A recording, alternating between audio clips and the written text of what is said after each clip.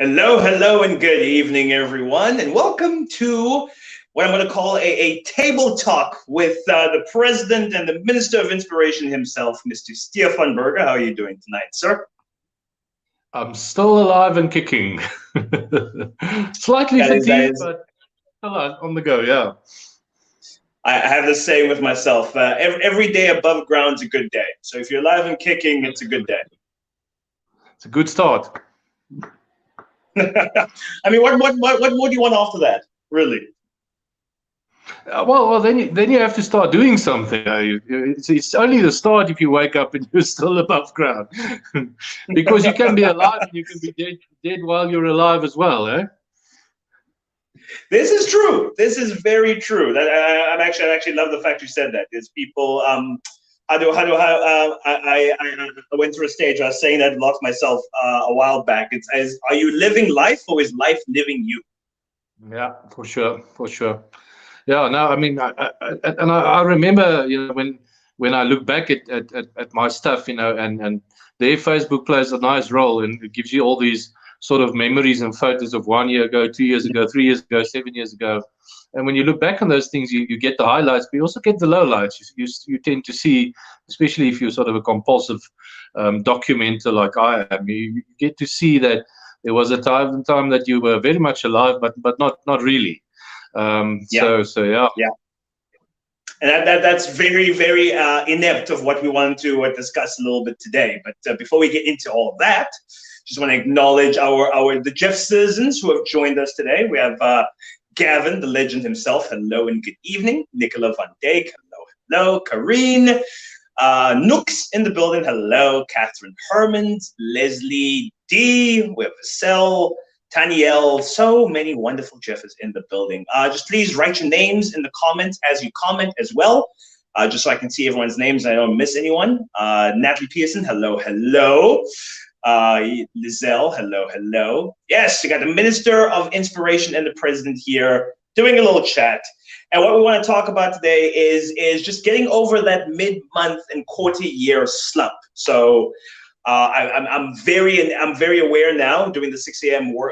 sessions every now and again. It's getting a little bit darker in the mornings. It's getting a little bit colder, a little bit more rainy days amongst us. And this is often when a lot of us not completely fall off the bus, but the one foot sort of dangles off. And like things are starting to unravel. Motivation is no longer as high as it once was in January, where our New Year's resolutions were in the forefront of our mind. And this is when that switch needs to sort of occur between relying on motivation and the sort of like discipline and not so much discipline, but like the asking yourself, like, what do you actually want? Like, what means more to you? Temporary comfort or that long-term goal you're after? So I want to just discuss that with you. And you're someone who's been on this journey for a long time now, and it has had great success. Like, what's sort of like, what are your strategies? Like, how do you get over these troubling times where motivation might be starting to wane a little bit?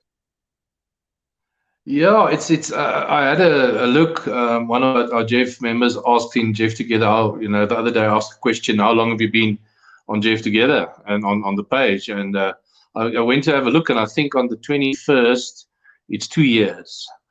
And Wow. for me personally, that's a long time to keep up with something, because I tend to get bored with stuff. So even in my private life, if I can call it that, I would play guitar for a year or two, and then I would switch to photography, and then I would switch. So just the fitness journey in general for me to last 2 years is a long time.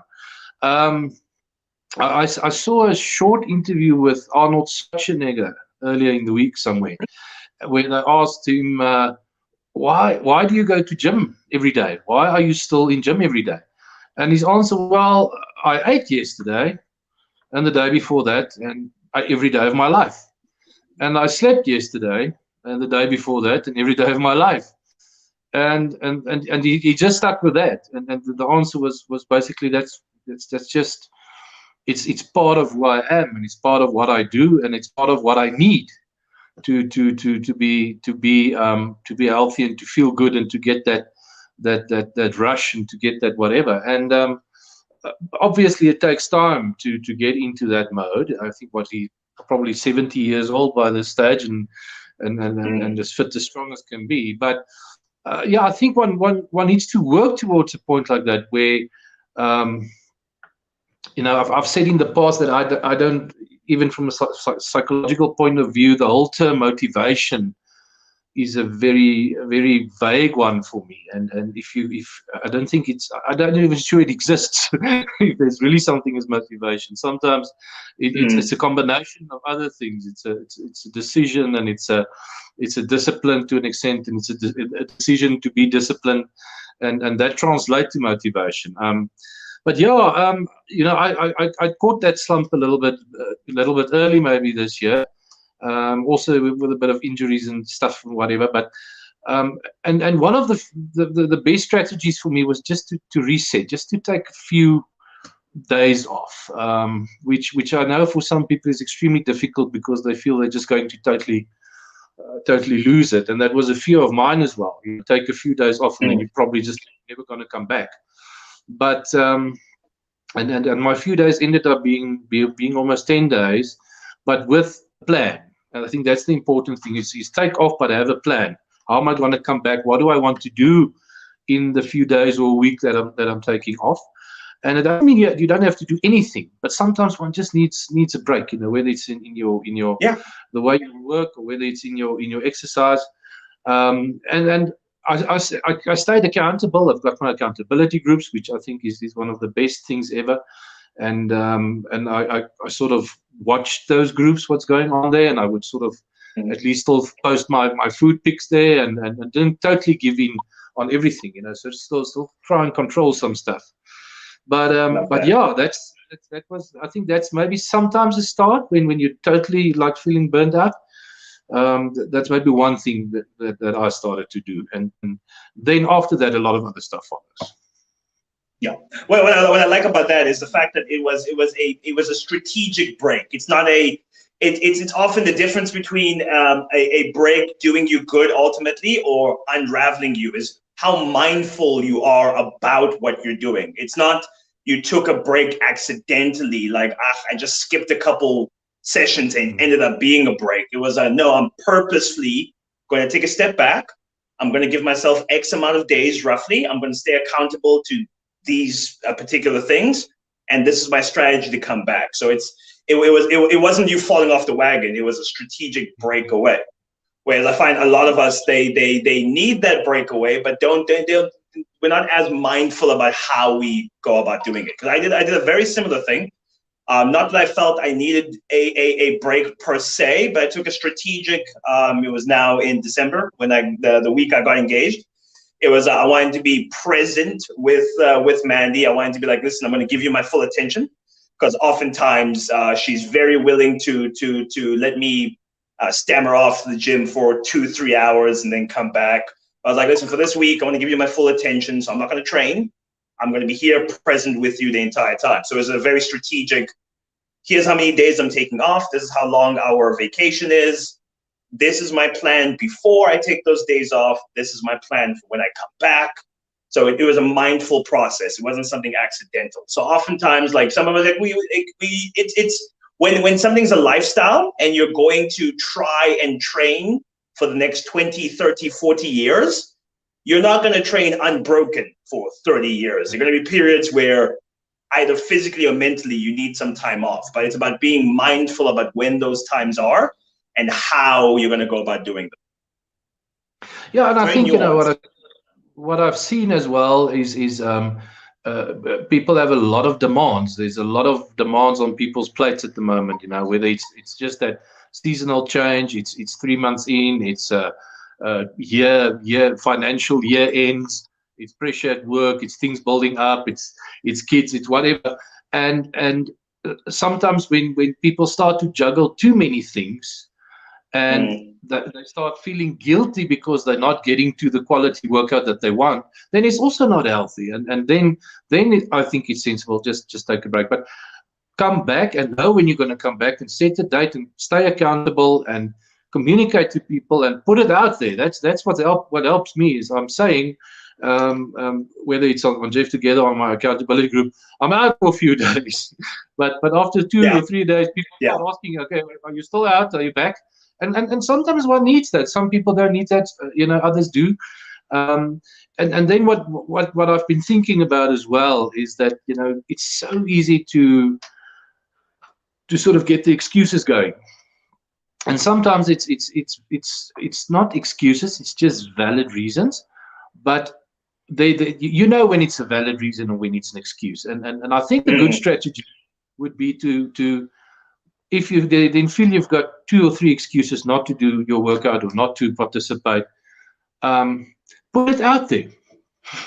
Tell people this is my excuse, because the moment you have to do that, it's not so easy, because then it doesn't sound so in your mind, just busy with yourself.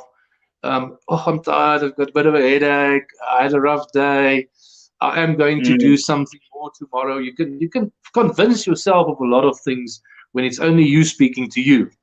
But when 100%. you take that excuses and you put it out there, whether it's in an accountability group with a coach or just on Jeff Together on the Facebook page, then when you start writing it and you're putting it out to 50,000 people, it sounds lame. so I've been trying to do a little bit of that, where I think, okay, like this afternoon, I just thought, yes, I'm not gonna. I want to skip today. I've got a bit of a headache, and tomorrow I'm gonna have a lot of tennis, and then I thought, okay, but if I have to put this out there, can I really do that with a good conscience? And I couldn't. So I got up and I felt better afterwards. The headache was gone. I'm lekker tired tonight, and I'm like a sore, but it's a good pain. It's one of those things where you feel like I did it, and suddenly tomorrow looks easier because you didn't skip today. So it's a mental game, much more than a physical game sometimes. 100%. 100%. And that's a tricky thing. Is it's a good reason and a lame excuse. There's a very thin, fine line between the two of those, and it's hard. Which is why I say like I love there are a lot of our community who prefer to do this solo, based on the number of people we have in accountability groups versus the number of people we have in Jeff as a whole. There are a few people who prefer to do it solo, which is fine. But I'm saying you do miss the opportunity of having just a sounding board for some of your decisions and some of your calls. Like exactly what you're saying. When you involve someone else, you're like, listen, these are the reasons I don't want to train today. Just you having to tell someone, you start to reevaluate, like, how important are those decisions? Like a question I always ask myself is, will training today be detrimental to me? So if it's okay, I'm tired, I'm not in the mood, I have a headache, like, is training going to take away from me, or is it going to add to me as a net? And I feel like when it's like no, like I'm genuinely injured, like things are sore, training might make things worse, then okay, taking a step back is probably a good idea. But when it's like, actually, it just boils down to I'm not in the mood, or it's like, listen, well, training when you're not in the mood is going to give you more positives than negatives. So you might as well just like grin your teeth and bear with it. So it is a very tricky thing. It's not something that's easy, and that's the main reason why most people don't succeed at this health and lifestyle wellness thing. Is it's not easy. It is hard. It requires consistent mindfulness and effort on your part, and doing that alone, it makes it a little bit harder to bear. Yeah, I think if you prefer to do it alone, while it works for you, do it alone. But when you feel you're starting to struggle, then reach out a little bit, And what I've also seen that works sometimes is when you've really evaluated all your reasons and excuses not to do something, and to still get up and say, okay, let me just do 5 minutes of it. Let me just put on my shoes and put on my shirt and let me just do 5 minutes. And I've had situations where I started to work out, and 10 minutes into the workout, I just felt I can't do this. I'm just not into it. I'm just not getting it.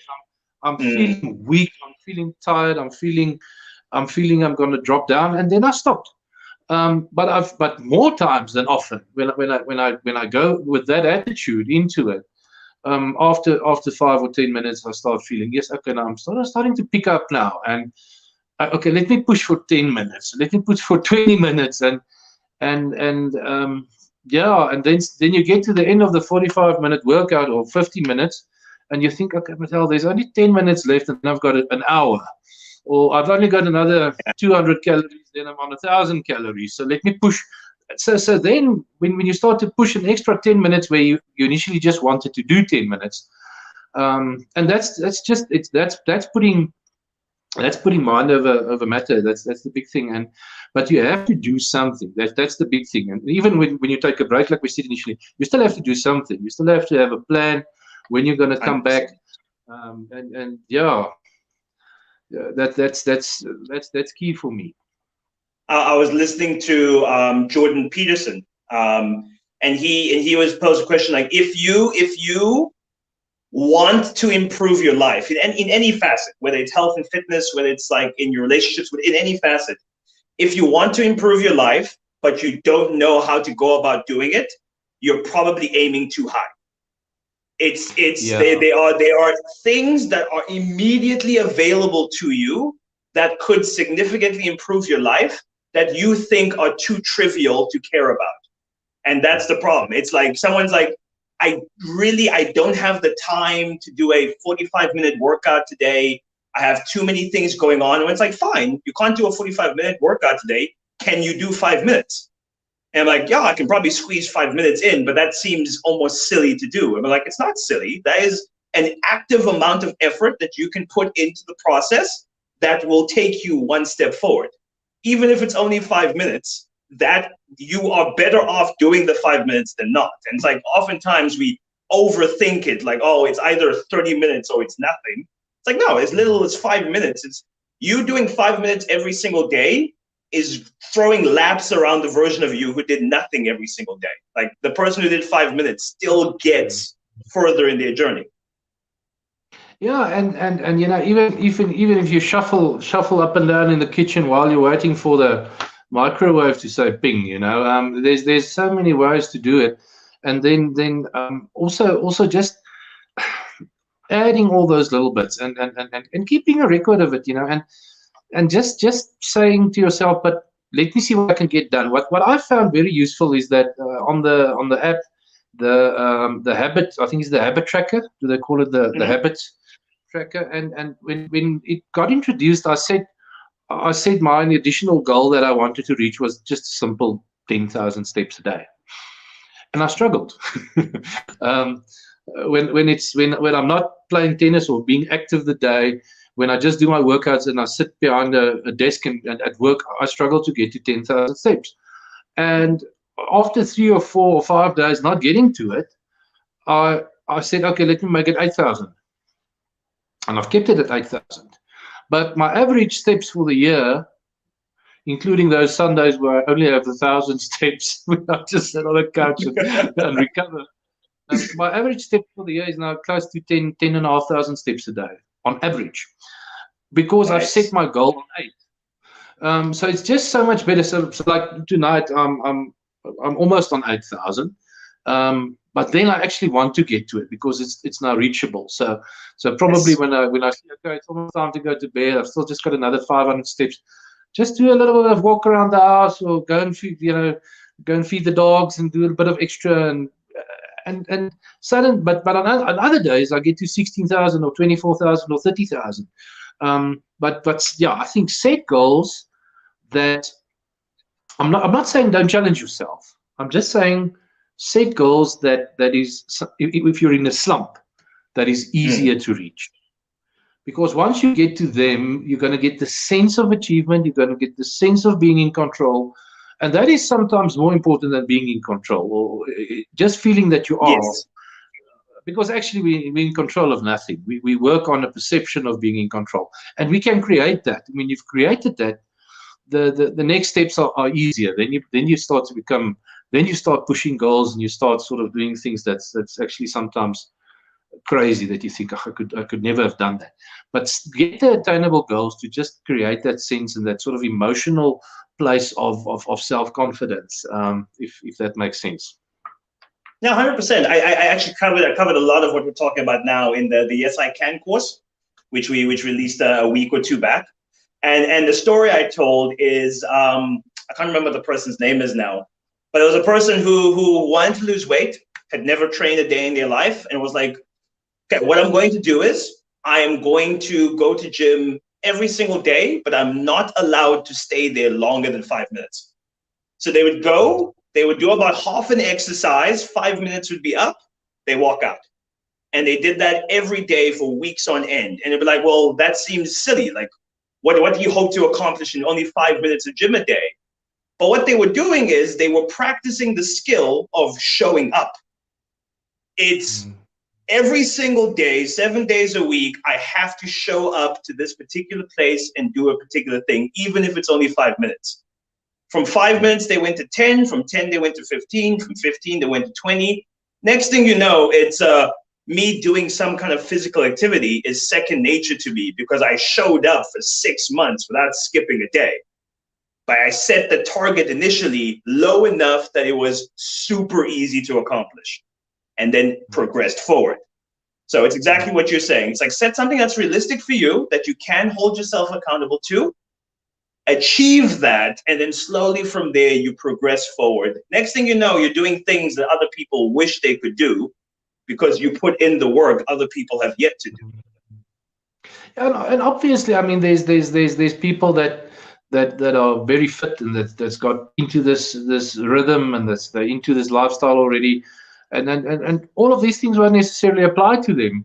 But at one stage, they're going to also eat a bump. Everybody eats a bump somewhere along the line. Otherwise, they are totally inhuman. I've got a lot of people that I admire that I sometimes think they are totally not human, by the way they do things and the commitment and the consistency. And while that works, enjoy it. And that's the other thing is while you're on the roll, just roll and go for it. But I think the awareness of where you are and not being too tough on yourself is important. I think in a process of this, like in 2 years, 2 years or so, a lot of people have been here for 2 years and some for even longer. There comes a time when I think on the one hand there's so many options available, and you find something that you really enjoy and like, and then next month you do a new challenge and maybe it's not totally what you like, and then you tend to get too hard on yourself and you want more, just reset, think about it, adapt it a little bit, adjust, and sometimes just find something new additionally to your sort of routine program, whether it's going for a walk or a jog, or in my case I've now found tennis, which is hard to believe if you look at me, but it happens. And just that change up twice a week, doing that instead of 5 days a week has helped me. But the other 3 days or 4 days that I do workouts, I can still go 100%. And I feel it in a different setting because I'm doing something different. I can feel the effects of what I am doing on the other days. So one day I'll actually realize, but I ran to get to a ball today, which I couldn't do 3 weeks ago. So what has changed in the last 3 weeks? And then you start realizing, okay, but what I'm doing is paying off. And one needs to get that recognition for yourself, because only you know that, especially in this sort of context that we've been living in the last 2 years where there's not necessarily a frame of reference all the time. And a lot of people don't want that. I think that's the thing that's put people off. A lot of people of fitness is that thing where you can be, it's not necessarily competitiveness, but you feel inferior to a lot of other people in a gym or in a race or in a whatever, and then you give up. You rather stand back because you feel inferior. While in this sort of process in the last 2 years, and this platform is I think brought a lot of more people to the table to say, but I can do something because I can compete against myself, but you need to be aware of that. You need to sort of report that for yourself. And I love statistics, so I keep record of the statistics. I keep record of photos. I've got files. So when I'm really very down and feeling, oh, I'm going nowhere, I go back to a year earlier in my file on my phone, and I see, okay, what did I look like? What did I do on that day? What was my activity? What was my heart rate? What was my, and then you see, okay, shucks. I, for example, are 3 kilos heavier now than a year ago, but I'm able to do more.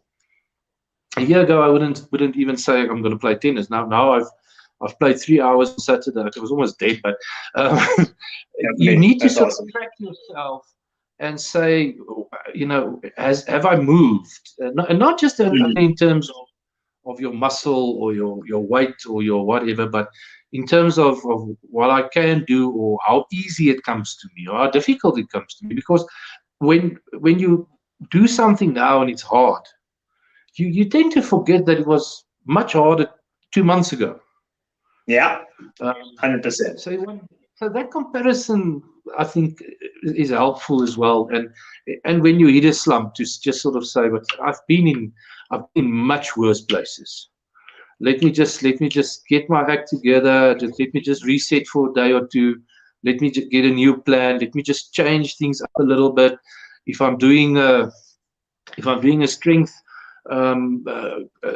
program at the moment, but I'm feeling I don't want to watch, I don't want to see your weight, change it up and do something else, you know, and maybe something that you haven't done before that you think, I can't do it. Yeah, there's a thousand things one can do. The key is you have to do something. Yeah, it's 100%. I always said it's like wanting to drive from Cape Town to Joburg and then giving up because you accidentally found yourself in Kimberley. And I'm like, listen, you're so far away from where you started. You're not at the end point you want, but you're so far away from where you started. It'll be a shame for you to give up and turn around now. Like, you might as well keep going until you get to the destination. Or you get to Kimberley and you say, yes, I'm tired of driving now, and you turn around. Right? Let me go through some of the comments here in the last couple of minutes here. We had Leslie saying, reset, refocus, and refresh. All good mindsets that make staying on top of our journey, whether fitness or otherwise, possible. That is 100% there. We had Rosemary saying, I was tired this morning until I did Jono and Jules' Test Me Tuesday. It made my day. It's funny, like exercise requires energy and yet gives you more energy than it takes away. It has that weird thing, which I love about it. Judith saying, lovely to see and hear you, Ed and Stefan. And then she said something in Afrikaans, which I'm going to butcher under pressure because I need to take my time when I read Afrikaans. Rosemary saying, discipline and consistency is key. Some days you have to pick yourself up 100%. We had Catherine saying, Ed is correct. I started with a 10-minute walk, listen to those 10-minute guided walks, and now I can do 20-kilometer walks. You just need to start somewhere. Absolutely love that, man. That is consistent. And Catherine's one of the beacons of what consistent effort, despite setbacks, looks like. Because I'd actually love to get her on one of these and just share her story a little bit. It's absolutely inspirational. What she's gone through and the amount of effort that she continues to put in is absolutely amazing. We have someone saying, sitting here tonight feeling so miserable as my days are running away, and your advice is really picking me up. I'm setting small goals for myself. That is 100%. Small goals, small steps still lead to exactly where you want them to lead. Whether the journey is 1,000 steps long or it's 2,000 steps long, either way, you're going to get there if you take those steps. And then Lizelle saying, wow, Stefan, needed to hear your talk tonight. You have inspired me so much. Well, he is the minister of inspiration, so it is what you do, sir. That was one of my better decisions there. One of the better votes. In ending off, I want to let everyone know, voting for Minister of Consistency, Minister of Hype, and Minister of Nutrition seems to be the one everyone's going to. Nutrition seems to be the one everyone's going to. So nominations for those are ending tonight. We will start voting tomorrow morning. So if you have anyone you have in mind for those three positions, consistency, type, and nutrition. Please post on Jeff Together. Use the hashtag nomination so I can see it. Let me know who you would like to see in those positions. And we'll have a little powwow with them on Thursday, which is quite exciting. Minister of Inspiration, what are your closing words for the citizens of Jeff tonight? I just think, just stay connected. Don't disconnect. That's the most important thing. I mean, I hear people saying, I've inspired them, but I get so much every day from just seeing the posts, and I think the posts are important. It's important to sort of post it, and it doesn't have to be. I like to ramble on pictures and whatever, but there's people like Marsha and Michelle Rogers, just seeing that post every day of their sweaty selfies and the power that they put in, sometimes 7 days a week. It's like, often when I feel, no, I don't want to do this today, and I look at that, I think, okay, no, you have to. So there's so much to draw from. And we spend a lot of time on our phones and social media and whatever. Schedule 10 minutes or 5 minutes or whatever for your Jeff Together, and go to the page and just go through the day stuff and like it here and there, and just read some stuff and just see it, and because it rubs off. It really it rubs off. That is 100%. I find it's very difficult for me to sort of feel sorry for myself and be down and dumps for myself when I see all the posts. I'm like, yes, there's people out here who have less advantages than I do, more responsibilities than I do, a more hectic schedule than I do. Absolutely. They have less going for them overall than I do, but they're achieving more than I am achieving today. So I'm like, well, what's my excuse? It's very difficult to not let some of that work ethic rub off on you. There's some people who are beacons of that. So and that's what I love about this community. It's like I've always said, we're stronger together. The community is absolutely amazing. There's no other fitness community like this in the world. So just leaning on each other is I'm telling you, it's the best thing you can do for your journey. And on that note, good night, everyone. Thank you for joining Minister Inspiration. Thank you for gracing us with your presence. Hope everyone has a fantastic night, and we'll see you at voting tomorrow morning at 9 o'clock. Cheers. Adios.